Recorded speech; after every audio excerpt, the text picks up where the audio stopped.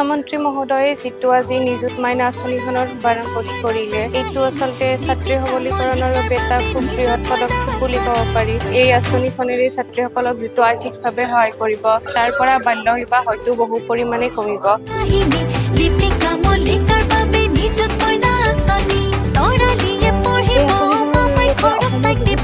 ছোৱালীৰ বহুত সহায় হ'ব কাৰণ আৰ্থিকভাৱে বহুতখিনি ছোৱালীয়ে মাক দেউতাকৰ পৰা সহায় নোপোৱাৰ বাবে তেওঁলোকে পঢ়া বাদ দিয়ে বা কিছুমান ক্ষেত্ৰত বা পৰিয়ালৰ পৰা হেঁচা পোৱাৰ বাবে তেওঁলোকে পঢ়া বাদ দিবলগীয়া হয় বা তেওঁলোকে বিবাহ পক্ষত আবদ্ধ হ'ব লগা হয়।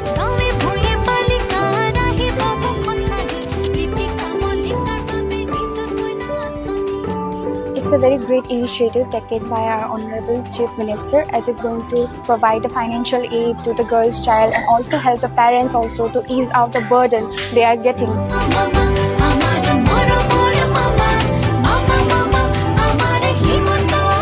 Being a girl, that doesn't mean that you only have to get married and have children in the future, but also you can build a career and have a great life and lead it. And you have the power to get, and Chief Minister have provided this initiative to all. I think it will bring a very great change to our society.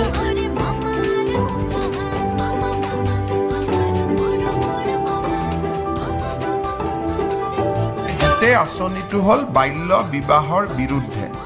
গতিকে degree 3rd ইয়াৰলৈকে বা 4th ইয়াৰলৈকে অবিবাহিত হৈ থকাটো এই আঁচনিখনৰ ধন নিৰন্তৰভাৱে পাই থকাৰ এটা প্ৰাথমিক চৰ্ত।